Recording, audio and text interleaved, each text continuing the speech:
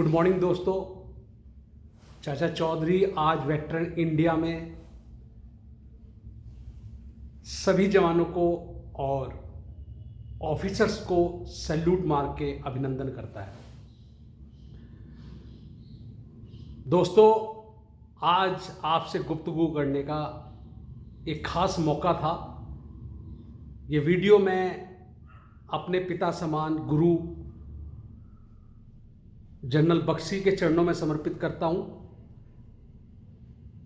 जिन्होंने शेर की तरह दहाड़कर कल दुनिया को बता दिया कि यदि एक सैनिक जो एक शेर होता है, मैंने तो उनका नाम ही बब्बर शेर रखा है, उसके बच्चे को कोई भी यदि चुराए तो वो आतंकवादी से भी बड़ा दुश्मन सैनिकों का है। और हर सैनिक अपनी जान की बाजी खेलकर उस बच्चे को छुड़ाने का प्रयास करेंगे। और ये आपने 24 घंटे के अंदर नमूना देख ही लिया होगा। जंतर मंतर पे आज किस तरह गदर मचा हुआ है, एक अभियान सा चला हुआ है पूरे हिंदुस्तान में। अर्नब पत्रकार बाद में है, पहले एक सैनिक का बेटा है। वो दुनिया के बहुत से लोगों को ये नहीं मालूम होगा कि कर्नल एक जाबाज कर्नल का बेटा है, एक सैनिक का बेटा है अर्नब, और उस पर हाथ डालना समझो हिंदुस्तान के भारतीय सैनिकों पे हाथ डालने के बराबर है। और वो ऑटोमेटिक हमारा दुश्मन बन जाता है। जिंदगी भर हम लोग तुम्हारे लिए, तुम नेताओं के लिए, चाहे उसमें पुलिस प्रशासन हो, अपनी जान की बाजी खेलकर बॉर्डर पर पड़े रहते हैं अपने बीवी बच्चों को छोड़कर तुम्हारे भरोसे। और तुम हमारे ही बच्चों को सुबह 6 बजे, तुम्हारे में दम है तो जरा 10 बजे उठ के दिखाते, जब शेर जग जाते हैं। हम लोगों के सोने का फायदा उठाया तुमने, और उसे 6 बजे ले गए हमारे बच्चे को। आज देश का हर युवा वर्ग, हर बहन, हर बेटी अर्नब के साथ किस तरह खड़ा है, ये दुनिया देख रही है और केंद्र सरकार भी देख रही है। मैंने राष्ट्रपति महोदय से हाथ जोड़कर निवेदन किया है पहली बार कि सर आप इस पे संज्ञान लीजिए और डिसमिस करिए जितने भी पुलिस वाले वहाँ पर उसके घर में ये गलत काम करने आए थे। अदरवाइज जिस नेता ने ये आदेश दिया है उसका टेलीफोन कॉल जो मॉनिटरिंग किया होगा पक्का पुलिस वालों ने, मैं कभी मान ही नहीं सकता कि पुलिस वाले ने टेप नहीं किया होगा उस नेता का फ़ोन जिसने वो आदेश दिया।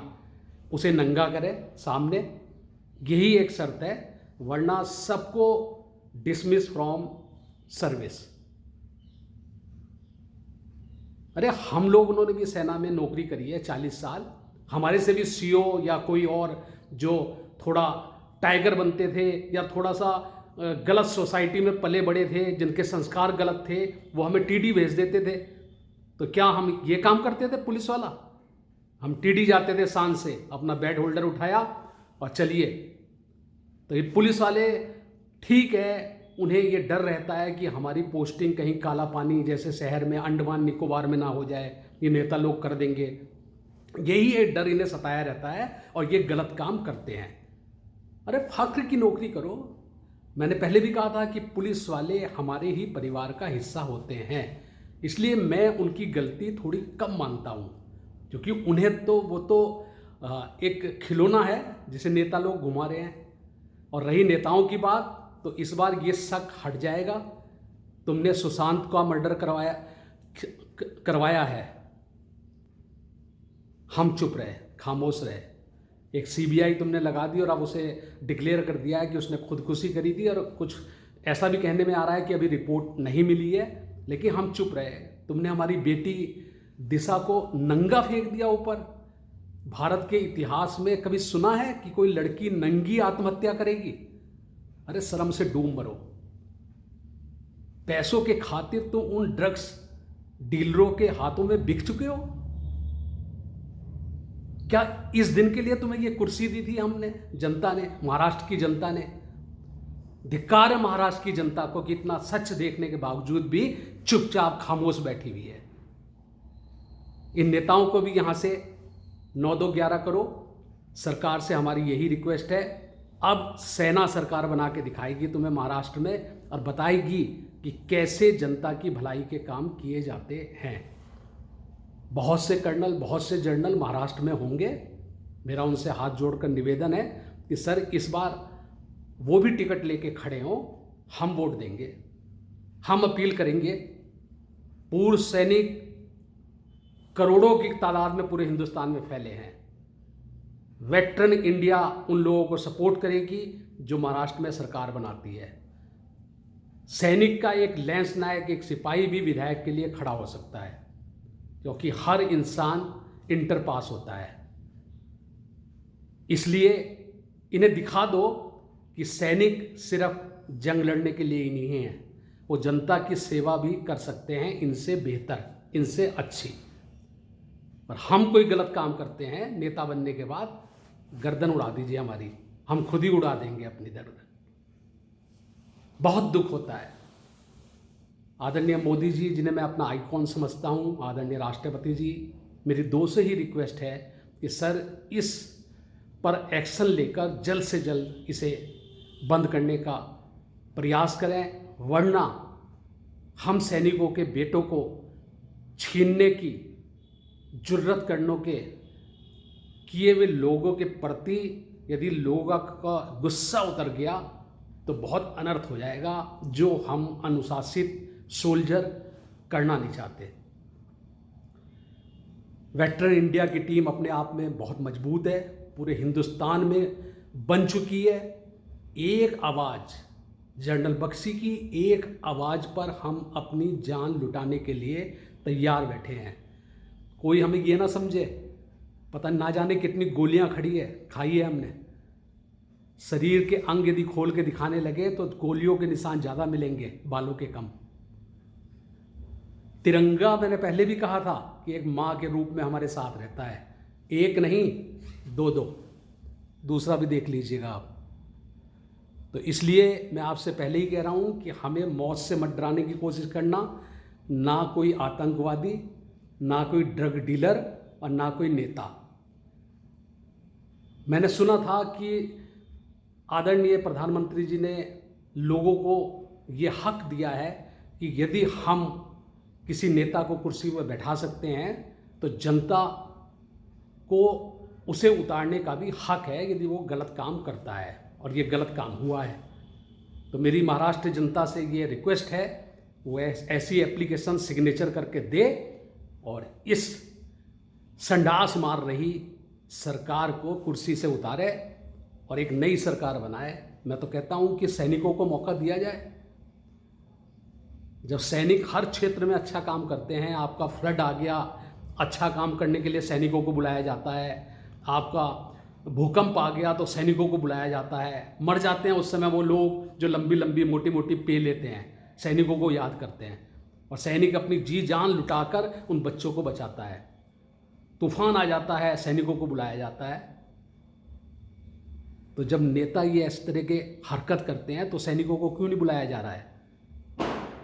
इसलिए मैं फिर कह रहा हूँ, वेटरन इंडिया में बैठे हुए हमारे गुरु समान अधिकारियों से कह रहा हूँ कि सर वक्त आ गया है, सैनिकों को महाराष्ट्र में सरकार बनाने के लिए खड़ा करिए और हिंदुस्तान की जनता को एक नमूना पेश करिए कि हम तुमसे बेहतर सरकार चला सकते हैं, ईमानदारी से, निस्वार्थ भावना से और पारदर्शिता के साथ। यही मेरा कहना था। और आतंकवादियों से एक बार फिर कह दूं कि अपने शक को ना अपने अंदर रखना, वरना पैंट किस तरह गीली होती है ना, वो हम बता देंगे सैनिक। क्योंकि हमें मौत का डर नहीं होता, तुम लोग मौत से डरते हो। अच्छा दोस्तों, आज इतना ही। बाकी मुद्दे फिर कभी, क्योंकि गुस्सा आक्रोश हम में बहुत है। और मैं अपने युवा वर्ग चाचा चौधरी के नाम से मैं स्वच्छ भारत मिशन में काम कर रहा हूँ पिछले 4 सालों से। रुड़की को नंबर 1 बनाने में हमारा भी बहुत बड़ा योगदान है, ये दुनिया जानती है। मेरी युवाओं से जिनसे मैं जुड़ा हुआ हूँ, मेरे विद्यार्थियों से जो 5वीं क्लास से लेके डिग्री तक मेरे साथ जुड़े हुए हैं, आईआईटी के बच्चे, सबसे ये रिक्वेस्ट है कि इस बुरे वक्त पर जब हमारे बच्चों पर हाथ डाला गया है, सैनिकों के बच्चों पे हाथ डाला गया है, आप आंदोलन में शामिल होकर हमारा साथ दें। ये चाचा चौधरी की रिक्वेस्ट है आपसे। सब बखैर, सबको मेरी नमस्ते। वेटरन इंडिया से इतना ही कहना चाहूँगा कि पिछले 2 महीनों में मैं मेंबर ही हूँ अभी वहाँ पर। मैंने फॉर्म भर दिया है और उसकी फ़ीस भी अदा कर दी है 1350 रुपये, लेकिन मुझे वहाँ से अभी तक कोई जवाब नहीं मिला। वेटरन इंडिया को भी सचेत कर देना चाहता हूँ, इतनी स्लो यदि काम करोगे तो लोग आगे निकल जाएंगे, आप पीछे। इसलिए हमारा आइडेंटिटी कार्ड या जो भी फॉर्मेलिटी है वो पूरी करिए। हमें तो आपने 2 घंटे में हर चीज़ मंगा ली और हमने भेज दी, क्योंकि हमें अपनी स्पीड पे फ़ख्र है। लेकिन आप लोग क्या कर रहे हो? कल मैंने टेलीफोन किया कैप्टन ओम पाल जी को, तो वो जवाब देते हैं मुझे कुछ पता ही नहीं है इसके बारे में। तो यार, आप कैसे काम कर रहे हो ऑफिस में? और पहले तो ये बताइए कि आप निस्वार्थ भावना से फ्री काम कर रहे हैं या कुछ आपको भी पेमेंट मिल रहा है वहाँ पर? तो इसलिए सचेत हो जाइए। जो मैंने कल टेलीफोन पे बात करी थी उसका जवाब मुझे जल्द दीजिए, क्योंकि मेरे पास बहुत काम है करने के लिए। थैंक यू दोस्तों, थैंक यू।